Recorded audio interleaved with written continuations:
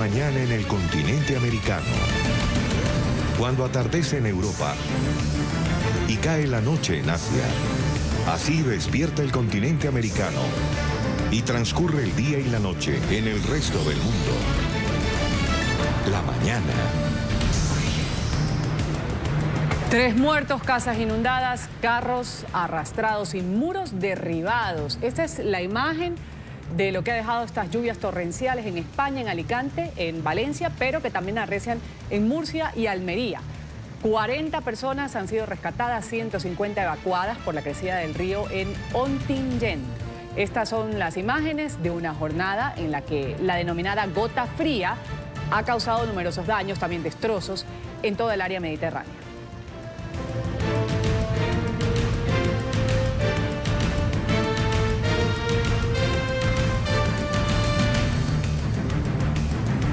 Gracias por su compañía aquí en la mañana de NTN 24. Soy Ruth del Salto. Un gusto estar con ustedes durante esta hora y media de la actualización de las noticias internacionales. Vamos a la mañana con 7 minutos en Colombia. Cientos de madres en este país continúan exigiendo justicia tras denunciar la desaparición forzada de sus hijos en los últimos años. Aseguran que sus seres queridos fueron reclutados bajo engaños, promesas de empleo. Además, estos jóvenes, tiempo después, aparecieron asesinados. Sus cuerpos fueron presentados por el ejército como guerrilleros abatidos en combate. Estos casos, después de investigaciones, fueron conocidos en Colombia como los denominados falsos positivos. Según cuentan estas madres, muchos de los fallecidos fueron sepultados, pero debido a que los casos se encuentran en investigación judicial todavía, otros cuerpos no pueden moverse o incinerarse, por lo que sus familiares deben, además del dolor de cargar con un familiar muerto, pagar el arriendo de un espacio en donde se encuentran. A este drama que viven las madres, en su mayoría de bajos recursos económicos, denuncian que tienen deudas millonarias. Lágrimas. Está con nosotros aquí en la mañana de NTN 24 Blanca Nubia Monroy. Ella es madre de Julián Monroy. Es miembro de la Fundación Madres Ejecuciones Extrajudiciales, Soacha y Bogotá. Gracias por estar con nosotros, doña Blanca, aquí en la mañana de NTN 24. Muy buenos días. Gracias por esta invitación. Primero que la conocí acá dentro, tras bastidores, antes de salir de cámara, y no me imagino el dolor que debe sentir usted. Aunque han pasado ya algunos años, su hijo tenía apenas 19 años cuando desapareció y después usted se enteró que estaba muerto. ¿Cuál es el caso suyo brevemente para reseñarlo, aunque en Colombia su caso es conocido? Bueno, el caso mío, mi hijo desapareció el día 2 de marzo del 2008, fue asesinado el 3 de marzo del 2008. En el momento que él desapareció, entramos con mi esposo en una odisea de la búsqueda. Creo que fui una de las primeras madres que recibieron la denuncia de la desaparición de él en la Fiscalía de Soacha. Luego nos dijeron que estuviéramos pendientes, que ellos nos avisaban, pero duraron 6 meses. ¿Y cuando le avisaron, qué le dijeron? Yo supe porque empezaron noticias, comentarios en el barrio de que los muchachos que estaban desaparecidos en Soacha estaban apareciendo muertos en Bucaramanga. En ese momento yo no tenía idea de que habían más jóvenes desaparecidos. Entonces, a raíz de eso, yo me dirigí a Medicina Legal, pues ya habíamos puesto la denuncia de la desaparición de él.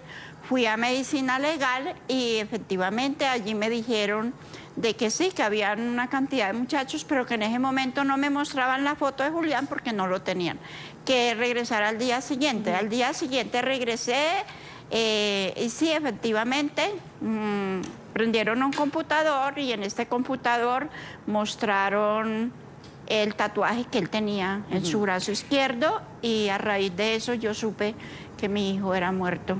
Y estaba enterrado en una fosa común en Ocaña. La justicia determinó que su hijo precisamente había sido entregado por otro joven a los militares y que apareció muerto y fue uno de los tantos denominados, como estos miles de casos que se saben en Colombia, falsos positivos. Hace 11 años usted estuvo aquí en el programa La Noche de NTN 24 El crimen que cometieron con su hijo, doña Blanca, fue a partir de eso, años después, creada una herramienta legal para que los asesinatos, como los de su hijo, otros de estas personas, estos militares que estaban involucrados, pues tengan estos recursos para no pagar las penas o responder por estos crímenes que cometieron.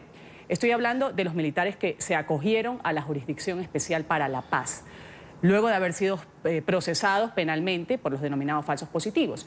¿Qué opinión tiene usted como madre de esta posibilidad legal que ahora se usa para no pagar cárcel por este crimen que cometieron y quedar prácticamente en impunidad? Bueno, pues la verdad hay un inconformismo entre nosotras las madres, porque esto es es una impunidad, donde hay un militar que supuestamente no va a decir la verdad, le van a dar 20 años de cárcel. Hay posibilidad y hay derecho de que una persona que mató a otra persona o a otras personas tenga 20 años de cárcel. Una persona que va a decir la verdad, supuestamente la verdad, cosa que no está sucediendo, porque no están diciendo la verdad como nosotras queremos que la digan, van a pagar 8 años. No es justo. Una persona, si ya está detenida, en el caso de los militares que ya condenaron, ya ellos están en libertad, ya salieron. O sea, no van a pagar nada. Exactamente. Entonces, hay una impunidad muy grande. Hay una de nosotras, de las madres, que queremos saber qué fue lo que pasó, quién dio la orden para asesinar a estos muchachos. ¿De dónde?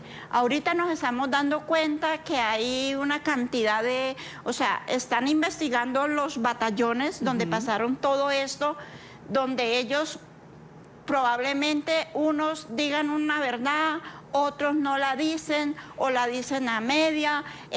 Allí están encubriendo otras personas que ellos no quieren decir de que estén implicados en la muerte de estos muchachos. Entonces, la verdad que nosotros estamos viendo es una verdad media, una verdad que nosotros no nos sentimos tranquilas con esa verdad. Doña Blanca, además de todo el dolor y de la frustración que pueden sentir ustedes, si uno siendo ajeno a su circunstancia puede palpar el dolor y también estas injusticias que se dan con todo lo que usted nos relata. Cuéntenos un poco sobre estas deudas millonarias que ustedes tienen. Están denunciando madres de estos chicos que han sido ejecutados, que tienen que pagar. ¿Pagar qué? Pagar el tiempo que tenemos. Por ejemplo, en el caso mío, la Alcaldía Mayor de Bogotá pagó el sepelio de mi hijo, los 4 años, se cumplieron los 4 años, y de ahí para acá no hemos podido pagar un peso. Entonces, él cumplió los 4 años y de ahí para acá nosotros no hemos podido, porque es que no tenemos dinero. Ahorita la deuda que nosotros llevamos ya es casi 2 millones de pesos. No tenemos, yo trabajo por día, mi esposo trabajaba manejando una camioneta, ganando un sueldo para pagar un arriendo, para lo que se necesita en la casa. Yo trabajo 3, 4 días en la semana, donde me gano 40, 30, 32 mil pesos. Yo trabajo haciendo aseo en un edificio, luego salgo de ahí, me voy a trabajar medio tiempo a otro lado. Entonces el dinero que nosotros nos ganamos no nos alcanza para pagar esta deuda. ¿Ustedes han tenido algún contacto con el gobierno actual, sabiendo que esta es una situación que se manejó como una situación de Estado? Con el gobierno de Iván Duque, para decir, bueno, nosotros tenemos este problema, podríamos hacer algo para que ustedes traten de solventar en algo esta deuda que tenemos, las madres, de los denominados falsos positivos? Bueno, en este momento habemos algunas de las madres que hemos dicho, vamos a mandarle una carta al señor presidente, que nos escuche, que se reúne con nosotras y que nos dé una absorbencia económica, porque nosotras como madres estamos en una situación económica. Bueno, no hemos hecho la carta, hemos estado bastante ocupadas, pero sí hemos tenido ese deseo de mandarle un comunicado al señor presidente que se reúna con nosotros. Nos hemos reunido con la Fiscalía. Han habido muchas organizaciones que se han arrimado a nosotros, que nos van a colaborar, que nos van a ayudar, pero solo han sido palabras. todas las madres, todas nosotras, estamos debiendo en los cementerios. Y la preocupación que nosotros tenemos es, en cualquier momento a nosotros nos dicen, bueno, usted puede sacar a su hijo, pero tenemos que pagar esa deuda. Si no tenemos para pagar esa deuda, nos van a sacar a nuestros hijos y nos los van a llevar a dónde no sabemos. Claro. Entonces, es una preocupación bastante grande para las madres de Mapapo. Doña Blanca, gracias por haber estado con nosotros aquí en el Canal de las Américas. Vamos a darle seguimiento, como lo hemos hecho desde el día 1, que usted se acercó con nosotros a denunciar, como lo digo en el programa La Noche, hace 11 años atrás, y junto a ustedes siempre. Blanca Nubia Monroy, madre de Julián Monroy, uno de los denominados falsos positivos en Colombia. Gracias por haber estado con nosotros. Muchas gracias a ustedes por tenernos en cuenta. El gobierno de la ciudad de Nueva York está dando un nuevo estímulo a esta estrategia presentada para la protección de la comunidad inmigrante. Cerca de 20 millones de dólares han sido asignados para un fondo de asistencia legal que provee servicios gratuitos a estos indocumentados. La comunidad latina, recordemos, es una de las principales beneficiadas del denominado Proyecto de Unión Familiar. Enseguida, Alejandro Rincón nos amplía. Alejandro, un buen día para ti. Buen viernes.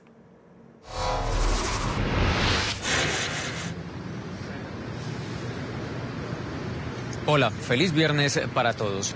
Este anuncio hecho por el Cuerpo Legislativo de la Ciudad de Nueva York sucede en un importante contexto. Ahora mismo los operativos de la Policía Migratoria, conocida como ICE, siguen activos por toda la Unión Americana, aun cuando la Gran Manzana se autodenomina como un santuario para inmigrantes indocumentados, pues la realidad es que este punto del noreste de los Estados Unidos no se escapa a la acción de estas autoridades. Es justo por esta razón que el principal cuerpo legislativo de la ciudad de Nueva York emprende esta nueva causa: financiar, dar un mayor músculo financiero al denominado Proyecto de Unificación Familiar para Inmigrantes del Estado de Nueva York, a través del cual se ofrecen servicios completamente gratuitos, en particular a las personas sin papeles. Esto con el objetivo esencial de que puedan pelear sus casos ante los tribunales de inmigración y no ser separados de sus familias. De acuerdo con el anuncio hecho por el presidente del Consejo Legislativo de esta ciudad, se invertirán 16 millones de dólares adicionales para este proyecto, pues con ese objetivo de seguir brindando espacios adicionales de protección a la comunidad inmigrante considerada que está bajo ataque de la administración Trump. En las siguientes declaraciones van a ver ustedes parte del racional del argumento presentado por la presidencia del Consejo Legislativo de la Ciudad de Nueva York sobre por qué este tipo de programa funciona. Si un migrante detenido está representado por un defensor, tiene una especie de tener éxito de un casi 49%, pero si un detenido, como suele pasar, no tiene un defensor, solamente el 4% de posibilidades de que no pase nada con él. Así que necesitamos que estos servicios legales y las organizaciones continúen trabajando cada día. Y nosotros hemos visto eso. La máquina de deportación es una idea que vino de Trump. Esto es una idea que ha estado viva en el gobierno federal durante mucho tiempo porque el sistema federal está roto. Corey Johnson, el presidente del Cuerpo Legislativo de la Ciudad de Nueva York, a quienes ustedes acaban de escuchar, recuerda que actualmente bajo su administración ha tenido una importante inversión en este campo en particular de protección a la comunidad inmigrante. Con estos 16 millones de dólares adicionales asciende a por lo menos unos 30 millones de dólares el total de recursos que invierte ahora mismo el gobierno de la Ciudad de Nueva York para proteger a los inmigrantes. Es todo lo que tenemos para ustedes por ahora. Continúen con más en el Centro Internacional de Noticias. Gracias, Alejandro, por tu reporte. Vamos ahora a Florida, donde en este estado han hallado el cuerpo de un hombre que estaba reportado como desaparecido desde hace más de 2 décadas. Y la noticia es que lo hicieron de una manera poco esperada. La historia enseguida con Paola Serna desde Miami. Paola.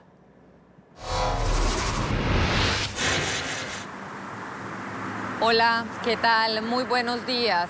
Pues bien, William Mout, un hombre de 40 años, hace 22 años, en el 1997, en el mes de noviembre, realizó la última llamada a su novia en Lantana, asegurándole que iba en camino a la residencia. Sin embargo, esto no ocurrió. Nunca más se volvió a saber de este hombre hasta esta semana, cuando una persona que se encontraba navegando a través del sistema de mapas de Google vio algo parecido a un vehículo dentro de un lago. Llamó a las autoridades y allí se dio cuenta o se dieron cuenta que efectivamente había un vehículo dentro de un lago aquí en el sur de la Florida. Lo removieron, esto en la localidad de Wellington. Removieron el vehículo a las autoridades y allí encontraron el cuerpo de este hombre de 40 años que había sido reportado como desaparecido. De acuerdo a la última información, el hombre salió de un club nocturno. Los reportes indican que el hombre no se encontraba embriagado, sin embargo cayó pues en uno de estos lagos y apenas hasta ahora, 22 años después, se pudo esclarecer lo que había ocurrido con esta persona que se había reportado desaparecida durante tantos años. Parece una historia de esas de detectives y por supuesto en la localidad esto ha generado pues muchas reacciones por parte de los habitantes de la ciudad de Wellington. Es algo que ocurre aquí en Florida con tantos canales, los autos suelen estrellarse.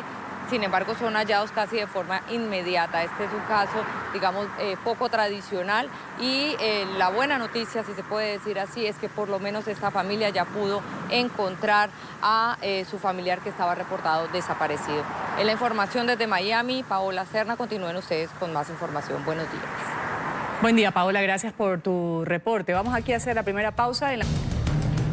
Vamos a continuar con más del programa La Mañana de NTN 24 para hablar de la situación de argentinos de bajos recursos y que no cuentan con los ingresos, según dicen, para cubrir necesidades básicas. Se los ha visto en restaurantes populares como una oportunidad para conseguir alimentos en medio de la crisis que afecta a todo el país. La Villa 2124, un barrio marginal del sur de Buenos Aires. Aquí Dagna Aiba cocina de lunes a viernes en su casa para proveer un plato de comida a 200 personas de las decenas de miles que habitan el lugar y que encuentran aquí una oportunidad de alimentación ante una crisis económica que ya les impide cubrir las necesidades más básicas. Ver que no podemos llegar a fin de mes, ver que no podemos tener un plato de comida y comer en una mesa, en familia, como debería ser. Y es triste también ir a pedir comida. Creo que para un ser humano es lo más bajo que puedes pasar. Argentina es uno de los 3 países latinoamericanos junto a Venezuela y Guatemala donde el hambre aumentó más en 2018. La población nacional clama en las calles la declaratoria de emergencia alimentaria en medio de una creciente inflación. La canasta básica de alimentos cuesta 57% más que en julio de 2018, muy superior al aumento de salarios. Pero aquí nadie habla de la cotización de las divisas o los indicadores financieros del país. Las preocupaciones son mucho más personales. Yo no me manejo en dólar ni me interesa porque la realidad mía. Sí, tengo otras prioridades, ¿entendés? Mi salud, nada, el bienestar de mi familia y nada más. No puedo estar pensando en el debate, en las empresas que se fugaron, que no se fugaron. Tampoco hay medios que hablen de eso, explicando a la población cuál es la importancia de eso. Hay que saldar el día a día, el comer todos los días. El gobierno de la ciudad envía al lugar 160 raciones, pero estas mujeres se arreglan para alargarlas y convertirlas en 200. El presidente liberal Mauricio Macri había prometido alcanzar la pobreza cero, pero según datos oficiales, en 2018 el 32% de la población estaba en la pobreza. Y el gobierno admite que al igual que el desempleo, crecerá este año por efecto de la aceleración de la inflación ligada a la depreciación del peso en medio de la recesión. Dagna mantiene la frente en alto y asegura que aunque será difícil, los pobres saldrán adelante como lo han hecho históricamente. Vamos a hablar ahora de la crisis carcelaria en Venezuela que se agrava con el hacinamiento que hay en los centros de detención de todo el país. Los motines, las fugas de los presos se ha vuelto en algo recurrente. En el transcurso de esta semana, por ejemplo, 61 detenidos se han escapado en 2 sedes policiales en la ciudad de Caracas. Solo la mitad ha podido ser recapturada. Vamos con esta noticia con Oliver Fernández desde la capital venezolana. Oliver, buen viernes para ti.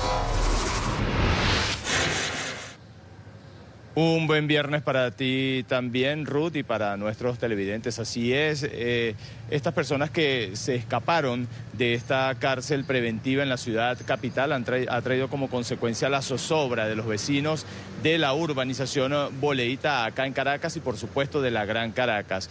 Vale destacar que solo la mitad de estas personas fueron recapturadas por los cuerpos de seguridad. Sin embargo, ellos protestaron este jueves para llamar la atención del régimen de Nicolás Maduro, porque lo que más preocupa es precisamente los centros de reclusión preventiva que fueron concebidos para alta rotación de delitos mínimos y que las personas, por supuesto, fueran trasladadas a los centros de reclusión que existen en todo el país. Sin embargo, es importante resaltar que estos centros de reclusión preventiva están abarrotados. Es decir, por ejemplo, hay sitios o lugares que fueron construidos para aproximadamente unas 500 personas y hay 3.000. Por ejemplo, deberían estar allí 48 a 72 horas, incluso tienen hasta 3 años y ni siquiera han sido trasladados a un centro de reclusión y tampoco tienen una sentencia firme. Esto da cuenta del retardo procesal que existe en Venezuela, en esta nación suramericana, donde hay más o menos unos 50.000 detenidos en todas las cárceles del país. Pero vamos a ver el siguiente informe realizado por nuestro compañero Luis Laya. Bueno, esta violencia que se presenta en los calabozos de policía responde al hacinamiento brutal y a la posesión de armas de fuego de los detenidos dentro de estos calabozos de policía. El hacinamiento en las cárceles de Venezuela ha llegado a niveles gravísimos. La población detenida hoy supera los 121.000 reclusos y aproximadamente el 60% está en cárceles temporales, es decir, en sedes policiales, donde no deberían permanecer más de 48 horas y que no cuentan con las condiciones adecuadas para su permanencia. La infraestructura de estos calabozos de policía no está destinada a albergar a tantos detenidos por tanto tiempo. Desde la ONG Una Ventana para la Libertad hablan de aproximadamente 60.000 reclusos en 500 centros policiales ubicados en las ciudades, con una capacidad para menos de 20.000. Esto acarrea además irrespeto a los derechos humanos de los detenidos y aparición de enfermedades como tuberculosis, hepatitis y sarnas. Este martes 61 reclusos intentaron fugarse de 2 sedes policiales que se encuentran en zonas residenciales. Solo unos 25 fueron recapturados. Los vecinos de estas dependencias denuncian el riesgo que corren. Muchos de estos reos que se escaparon, son procesados por homicidio, o sea, realmente son presos de altísima peligrosidad. Incluso uno de estos centros, conocido como Zona 7, se encuentra al lado de un colegio. En oportunidades han intentado escaparse a través de sus instalaciones. Y un preso se escapó, saltó hacia el colegio, corrió dentro del colegio, algunos papás trataron de neutralizarlo. Expertos explican que hay normativas para la existencia de estos lugares. En Caracas, la prisión de La Planta fue eliminada por estar cerca de edificios residenciales.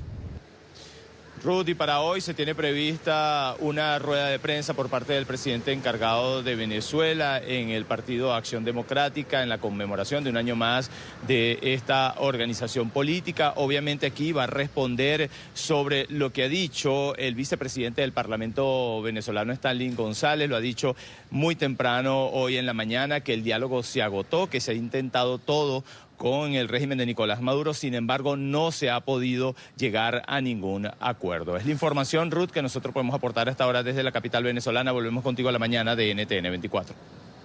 Oliver, gracias por tu reporte. Y abre en Londres un estudio selfie para la generación Instagram. Piscinas de bolas de rosa, una habitación también llena de peluches. Estos son algunos de los escenarios decorados preferidos por los visitantes ansiosos de acumular seguidores y, por supuesto, los likes, los me gusta. Una fábrica de selfies. Un lugar soñado para devotos de las fotos y las redes sociales. Este estudio londinense está diseñado especialmente para ellos. A nuestra generación le gusta subir cosas y siempre es difícil conseguir contenido, así que Selfie Factory les ofrece mucho en un solo lugar. Es una diversión sana, no estamos fingiendo que estamos en Marbella con un telón de playa de fondo o algo así. Son bastante abstractos y extravagantes y la gente simplemente viene y se saca fotos para divertir a sus amigos. Aunque el espacio es efímero, The Selfie Factory se instaló durante 6 semanas aquí en Westfield, uno de los centros comerciales más grandes de Europa. Miles de personas ya han posado en sus decorados temáticos que permiten crear imágenes extravagantes y ganar me gusta en las redes sociales. El precio unos $12 por esta original sesión fotográfica con una veintena de opciones. Por ahora mi preferida es la del restaurante de los años 50. Me encanta ese ambiente tan gris. Estoy obsesionada con ese. Si bien la gran mayoría de los visitantes son jóvenes, la diversión no tiene edad. Jane, por ejemplo, encontró aquí una buena ocasión para crear recuerdos con sus dos hijas adolescentes de 18 y 15 años, aunque reniega un poco de las redes. Se ha convertido en una parte de la vida, creo, para las generaciones más jóvenes. Están siempre con sus teléfonos, siempre en Instagram, poniendo hashtags en todas partes. Es solo que no tenemos tiempo para eso. También tenemos trabajo. Es que mostrar una vida color de rosa en las redes sociales lleva su tiempo. Posar, cliquear, editar, compartir y esperar la repercusión. Todo por un like. Vamos a continuar con el programa revisando más noticias internacionales. Hablamos de la crisis en Venezuela, que fue por primera vez uno de los temas en el debate de los precandidatos demócratas durante el cara a cara en Houston. 10 de los aspirantes a la Casa Blanca fueron cuestionados sobre la crisis política y humanitaria que vive la nación suramericana.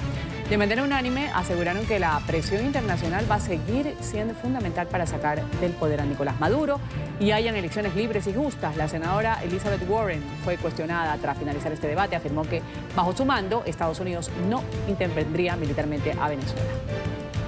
Going to make a military intervention, and Donald Trump should not be threatening to do so.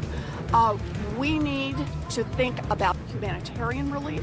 We need to open up temporary protective status for the people of Venezuela who need protection here in the United States of America. And this is one more example of why we need to be working with our allies around the world. Instead, what Donald Trump has done is he's gone on his own and pushed Venezuela closer now to Russia. That's not good for the Venezuelan people, it's not good for the safety of the world, and it's certainly not good for the United States. En Perú, la justicia decidió este jueves reducir a 18 meses el tiempo en prisión preventiva contra la ex candidata presidencial Keiko Fujimori, medida restrictiva impuesta en medio de la investigación por el caso Odebrecht. Inicialmente se había determinado que Fujimori debería pasar 36 meses en detención preventiva. Ella permanece recluida en el penal anexo de mujeres de Los Chorrillos desde el 31 de octubre del 2018 al considerar que la ex candidata podría obstruir la investigación por el presunto delito de lavado de activos que se le sigue.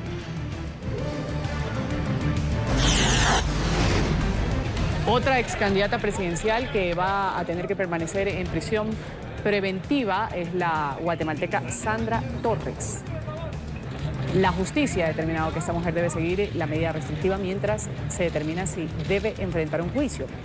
Este jueves se adelantó la segunda audiencia de presentación. Nuevamente Torres se ha negado a declarar. La Fiscalía Especial contra la Impunidad pidió adelantar un proceso tras señalarla de recibir $650.000 en el 2015 a través de 7 aportes que fueron reportados al Tribunal Supremo Electoral. El ente acusador presentó al Ministerio Público como pruebas más de 100 intervenciones de conversaciones entre Torres y otros involucrados en el proceso.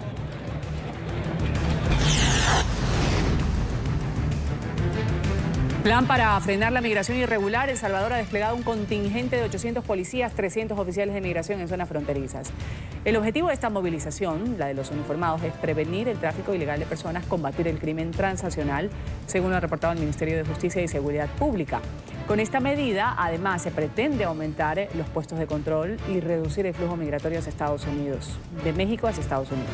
El despliegue de estas patrullas ha comenzado en el punto conocido como La Achadura, fronterizo con Guatemala.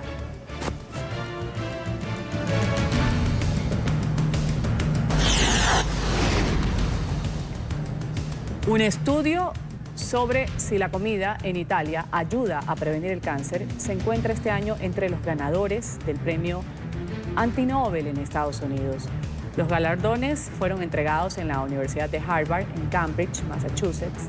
El objetivo de los organizadores es celebrar lo inusual, homenajear a la imaginación y alentar el interés de personas en la ciencia, la medicina y la tecnología.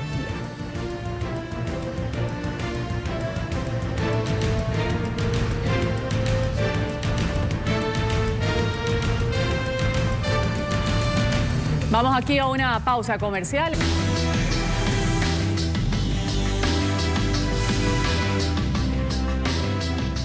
Revisamos lo que sucede en España. Las fuertes lluvias han dejado 3 muertos. Autoridades están reportando que hay varias líneas férreas, carreteras y aeropuertos cerrados. Estas precipitaciones han sido ocasionadas por un fenómeno meteorológico popularmente conocido como gota fría. Hasta la fecha hay alerta en zonas de la comunidad de Valencia, de Murcia y Almería. Vamos con esta noticia en desarrollo con nuestro periodista Marcelo Moncayo. Marcelo, buen viernes para ti. Hola, ¿qué tal? Un cordial saludo para todos ustedes en la mañana, amigos televidentes. La costa mediterránea española está sufriendo los estragos causados por la gota fría, una de las más intensas registrada en los últimos años en el territorio español. Ha llovido considerablemente, se están causando innumerables daños materiales, pero lamentablemente lo que más hay que destacar es que hasta este momento son 3 las personas fallecidas. Según la Agencia Estatal de Meteorología, estas lluvias continuarán por lo menos hasta mediados de la próxima semana. Es una masa de aire frío que está en altura, con lo cual al ser aire muy frío en altura ya genera una inestabilidad suficiente para que se puedan generar tormentas, o en este caso suficiente para que se puedan generar tormentas debido al resto de condiciones. No hemos tenido registros importantes, pues, se han superado los 300 milímetros en 12 horas en zonas de Valencia y Alicante, pero luego también, por ejemplo, esta madrugada hemos tenido precipitaciones no solo muy persistentes, sino también han sido localmente torrenciales en zonas como San Javier, que se han alcanzado 105 milímetros en 1 hora, o en el mismo aeropuerto también de Almería, que se han alcanzado 60 milímetros en 1 hora, que ya se considera torrencial a partir de 60. Estamos incomunicados desde esta mañana, desde que ha llegado la tormenta, y se ha negado todas las calles, que parecía un río, jamás había visto eso, y ya está a punto de entrar agua hacia adentro, lo hemos pasado mal, pero bueno, al final, de alguna manera nos han rescatado. Hemos venido a trabajar y ha empezado a llover, a las 11:30 nos han dicho que no podíamos ir, pero claro, las carreteras estaban cortadas y no había manera de salir de aquí del polígono. Y nada, llevamos prácticamente desde mediodía, pues aquí, que sin noticias de nadie, sí que viendo pasar camiones de bomberos y vehículos oficiales, pero no nos han dicho nadie nada, llamando a la policía, incluso a los servicios de emergencia, pero todo colapsado. Amigos televidentes de la mañana, hay que destacar que según los datos que registra la Agencia Estatal de Meteorología en España, ya son aproximadamente hasta este momento 7 las regiones que se encuentran en alerta roja por la gran cantidad de lluvia que está cayendo. Pero las ciudades más afectadas hasta este momento son Alicante, Murcia y Valencia. Este es el informe para la mañana. Sigan ustedes con más aquí en NTN 24. Hasta pronto. Hasta pronto, Marcelo. Gracias por tu reporte desde España. Hablamos ahora del presidente de Colombia, Iván Duque, que se ha reunido con la alta representante de la Unión Europea, Federica Mogherini. El mandatario se ha referido al régimen de Nicolás Maduro, al que ha señalado como una amenaza para todo el continente. Ante la alta representante de la Unión Europea, el presidente Iván Duque reiteró las denuncias contra el régimen de Nicolás Maduro por albergar a grupos terroristas en su territorio. Defendió el llamado que hizo Colombia al Tratado Interamericano de Asistencia Recíproca. Y creo que eso es muy importante porque muestra que esto no se trata de un asunto bilateral, sino que se trata también de una amenaza continental que requiere una acción coordinada y una acción clara para enfrentar esa situación. La representante de la Unión Europea manifestó su apoyo a la atención de la crisis migratoria y condenó la decisión de grupos disidentes de retomar las armas. Se refirió a la situación en Venezuela. La Unión Europea y Colombia coinciden en la necesidad de mantener la presión para encontrar una solución política negociada que conduzca a unas elecciones presidenciales libres y creíbles. El presidente Duque agradeció a la Unión Europea por mantener al ELN en la lista de grupos terroristas. El próximo mes, en Bruselas, Colombia buscará sumar apoyo de la comunidad internacional para la atención de la crisis migratoria. Vamos a continuar con temas de Colombia. Alias Alonso, integrante de las disidencias de FARC en el suroccidente del país, ha sido abatido en un operativo del ejército. El guerrillero era el presunto responsable de una masacre en el departamento de El Cauca, donde fue asesinada la candidata a la alcaldía del municipio de Suárez, Karina García. Otras 5 personas más también. El presidente Iván Duque ha hablado sobre los resultados de la ofensiva contra estructuras criminales en la región del país. En una operación con el nombre de Operación Saúl, cayó alias Alonso, el jefe, el líder de esas estructuras criminales al cual le reportaban Majin Buu y también alias Marlon. Tragedia en Brasil. Un incendio en un hospital en Río de Janeiro ha dejado 11 personas fallecidas. Entre los muertos hay trabajadores y pacientes de este centro médico. Las autoridades están adelantando las investigaciones sobre las causas de este fuego. Información preliminar indica que un cortocircuito en un generador habría causado las llamas. Cerca de 90 pacientes fueron desalojados y enviados a otros hospitales por la emergencia.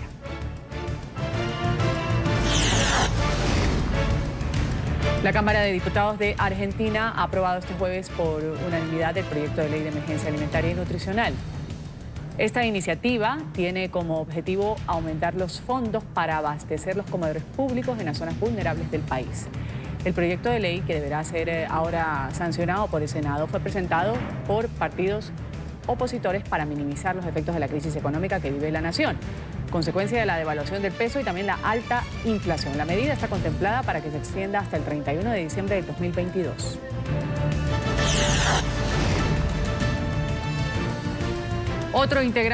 Otro migrante muere bajo la custodia de las autoridades estadounidenses. La Oficina de Migración de Control de Aduanas ha informado sobre el fallecimiento de un ciudadano identificado como Roberto Rodríguez, un mexicano, 37 años de edad. Permanecía en una cárcel de Illinois a la espera de su deportación. Según el reporte médico que ha sido publicado por ICE, Rodríguez presentó un hematoma subdural. El Consulado General de México en Chicago ha informado que el hombre murió el pasado martes y que se adelanta ya la documentación para el traslado del cuerpo a territorio mexicano.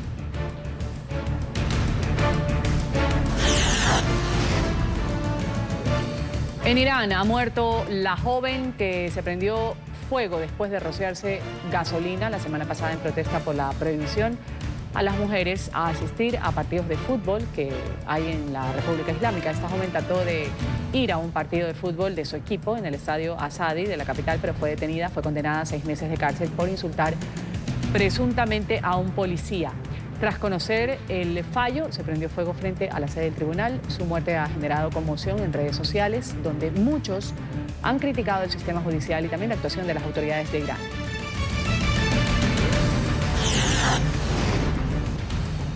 Colapso en París. Una huelga masiva de transporte público mantiene en caos a la capital de Francia. Conductores y operadores han iniciado una huelga en rechazo a la reforma de pensiones. Esta medida paralizó 10 líneas del metro, 4 funcionan de manera parcial, solo 2 operan con normalidad, hecho que ha obligado a los ciudadanos a buscar otras alternativas para movilizarse. Esta es la primera de una larga serie de movilizaciones ya programadas contra la reforma de las pensiones promovida por el gobierno de Emmanuel Macron. El próximo lunes están convocados a un paro colectivo médicos, enfermeras, pilotos y personal de cabina de los aviones. El primer ministro del Reino Unido, Boris Johnson, ha recibido una calurosa bienvenida en una pequeña ciudad de Doncaster. El líder conservador apareció de manera sorpresiva en el mercado central, en donde ha compartido durante varios minutos con los residentes. Ciudadanos han saludado a Johnson, han aprovechado su visita para tomarse fotografías con él. Sin embargo, el momento más tenso del recorrido tuvo lugar cuando un hombre se indignó por la presencia del primer británico. Le dijo que no debería visitar la ciudad y cuestionó su intención de retirar al Reino Unido de la Unión Europea.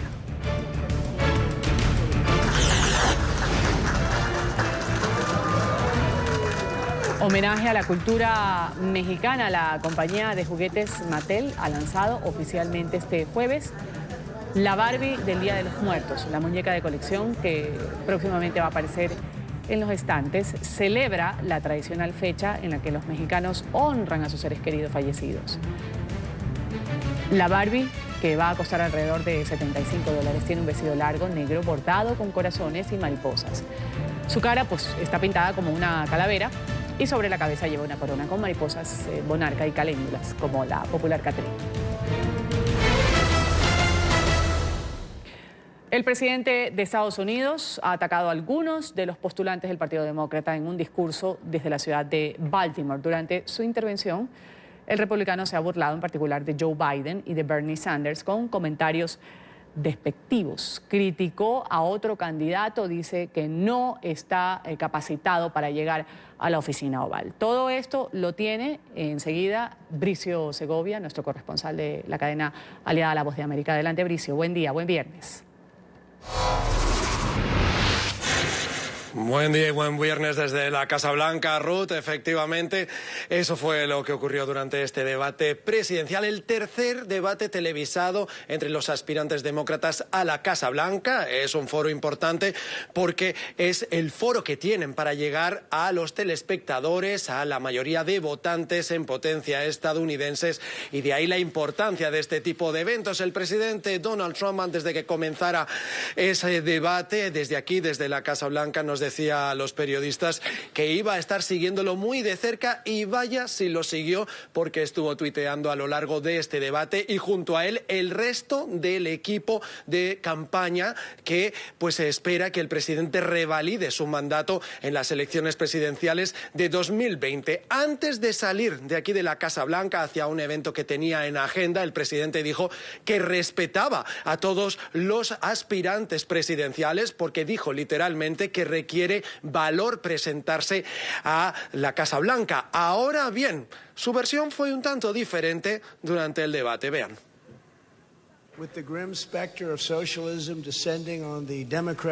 Con el sombrío espectro del socialismo descendiendo sobre el Partido Demócrata, depende de todos nosotros asegurar la supervivencia de la libertad estadounidense. Tenemos una tarea muy grande. No olviden que la gente dice que van aquí o allá, pero lo más importante es no ir por la izquierda. Es muy difícil vencer a un socialista cuando tienes un país muy rico. Los estadounidenses deben elegir entre dos visiones fundamentalmente diferentes que definirán a nuestra nación para muchas generaciones venideras. Más de 130 demócratas en el Congreso han firmado para que el gobierno de Bernie Sanders se haga cargo de la atención médica.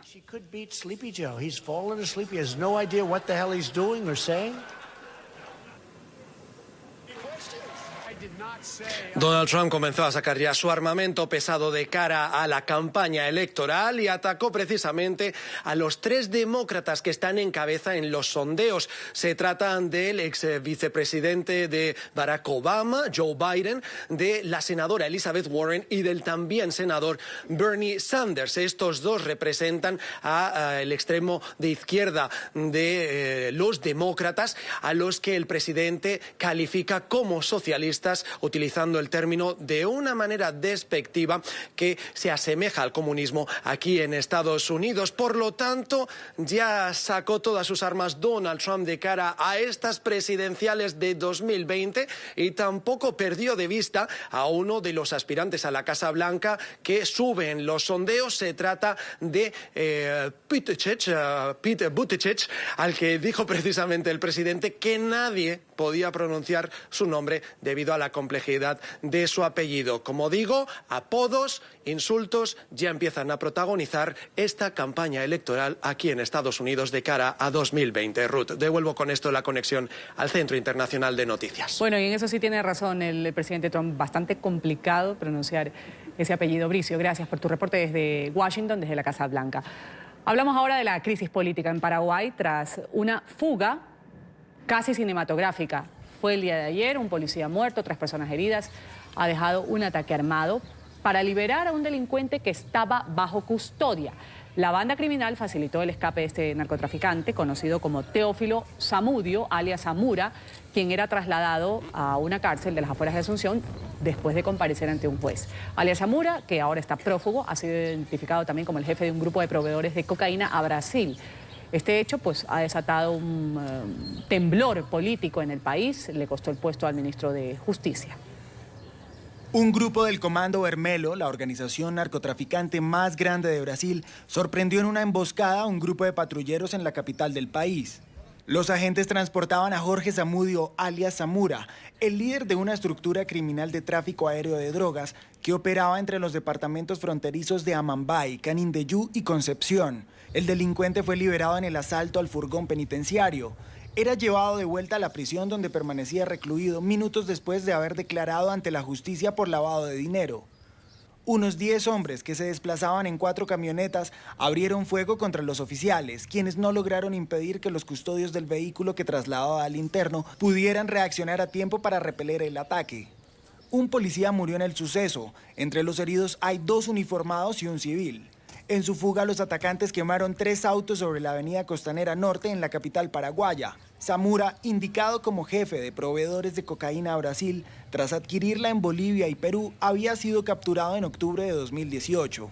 El asalto provocó la renuncia del ministro de Justicia Julio Ríos, tras repetidos incidentes en varios centros penitenciarios del país durante los últimos meses. Ante los graves hechos registrados el día de hoy en la Costanera, tomé la decisión de aceptar la renuncia del ministro de Justicia Julio Ríos y se dispuso el relevo del comandante de la policía Walter Vázquez. La Fiscalía anunció que estudiará si hubo complicidad de las instituciones penitenciarias. Vamos a saludar en Asunción, en Paraguay, a José Amarilla. Él fue director de inteligencia del Ministerio del Interior, especialista también en inteligencia estratégica y consultor en seguridad. Gracias por estar con nosotros aquí en la mañana de NTN 24. Bienvenido. Gracias, Ruth. Buenos días, mucho gusto y un saludo a la teleaudiencia de NTN. Gracias, señora Amarilla. ¿Qué pudo haber pasado el día de ayer? De la información que se conoce, este señor era trasladado a una audiencia, devuelto nuevamente a la cárcel y de pronto fue liberado en una escena casi cinematográfica, según pues, se ha podido conocer. Hay un saldo lamentable, un policía muerto, hay otras personas heridas y un prófugo de la justicia. ¿Qué pudo haber fallado ahí? Bueno, evidentemente se trató de una circunstancia de liberación facilitada por una filtración de información desde las instituciones. De hecho, el director del penal donde se encontraba recluido, el señor alias Zamora, fue detenido ayer a la tarde. Está en este momento privado de libertad bajo sospecha de haber participado del esquema de liberación del presidiario. Se trató de un atentado clásico, probablemente el más grave, llevado a cabo en la capital de Paraguay en los últimos 20 años. Y bueno, el liberado es el equivalente del Señor de los Cielos, digamos. Él era la persona que manejaba una flota aérea de aeronaves para la provisión de cocaína, fundamentalmente al Brasil, en la zona fronteriza con el Paraguay, cocaína proveniente de Bolivia, de Perú y de Colombia. Ahora, esto, señora Amarilla, sabemos ha tenido una repercusión política importante. El presidente Abdo Benítez aceptó la renuncia del ministro de Justicia. También hay un alto jefe de la policía que ha sido removido de su cargo. ¿Cuánta implicación tiene este tipo de hechos en el hecho de poder calificar de ineficiente la actividad de un funcionario determinado? Bueno, mire, la renuncia del ministro de Justicia, según lo que entiendo, obedece más al hecho de que la falla de seguridad y la aparente complicidad, digo, reitero con mucho énfasis, aparente complicidad de funcionarios se dio bajo la égida del Ministerio de Justicia propiamente, porque el Ministerio de Justicia en el Paraguay tiene una Dirección General de Prisiones y esta Dirección General de Prisiones es la que delega la autoridad del gerenciamiento de cada centro penitenciario a funcionarios que tienen un rango de directores generales. Según la legislación local y la reglamentación, el director del penal es quien se hace responsable de prever las medidas de seguridad para el traslado de los presidiarios de alta peligrosidad cuando estos son convocados por el Poder Judicial para deponer, para declarar en los juicios abiertos en su contra. En este caso hubo una falla muy suspicaz, muy sospechosa, de parte del director del penal de Emboscada. Es un penal de máxima seguridad que se encuentra a unos 50 kilómetros al norte de Asunción y que ofrece pocas vías de escape para el caso de traslado, o sea, para el caso de un ataque como el que se produjo anteayer. Además, el director del penal solicitó una cobertura de rutina a una comisaría local cercana al penal, lo cual era completamente incondicente, es decir, incoherente con las medidas protocolares de seguridad que han sido adoptadas a partir del año 2016. Por eso el director del penal más unos 7 guardias presidiarios, que aquí los llamamos guardias de cárceles, fueron detenidos, están en este momento detenidos. Uno de los guardiacárceles aparentemente que acompañaba a la comitiva facilitó un teléfono al narco liberado y luego trató de deshacerse del aparato, pero este fue recuperado por los investigadores policiales y está en ese momento bajo pericia del Ministerio Público. Es un caso de corrupción sumamente grave, sus implicancias políticas digamos que desestabilizan en cierto modo al gobierno del presidente Mario Abdo Benítez, pero también abren la posibilidad de crear protocolos mucho más estrictos para el manejo de este tipo de presidiarios. Lo más significativo probablemente es que la audiencia que se tendría que haber llevado a cabo el 11 de septiembre a las 8 de la mañana fue finalmente desconvocada por el Ministerio Público media hora antes de su realización. Es decir, la movilización de este presidiario, cuya noticia se conocía desde el 5 de agosto, no en forma pública, pero sí por parte de las autoridades, su traslado y luego su regreso, el momento en que se produce el atentado, realmente no tuvo ningún propósito de justicia ni un propósito ni se realizaron los trámites que tendrían que haberse hecho. Vamos a agradecerle José Amarilla, exdirector de Inteligencia del Ministerio del Interior, ha estado con nosotros aquí desde Paraguay, hablándonos de este tema en particular, lo sucedido el día de ayer con la liberación de una persona que estaba detenida, fue a dar declaraciones y al volver a la penitenciaría o a la cárcel, pues huyó con la ayuda de otras personas. Gracias por haber estado con nosotros aquí en la mañana. Gracias a ustedes y un saludo para todos para toda la audiencia. Gracias. Vamos aquí a otro corte comercial en los televidentes. Más adelante con un repaso o actualización de la información internacional en NTN 24.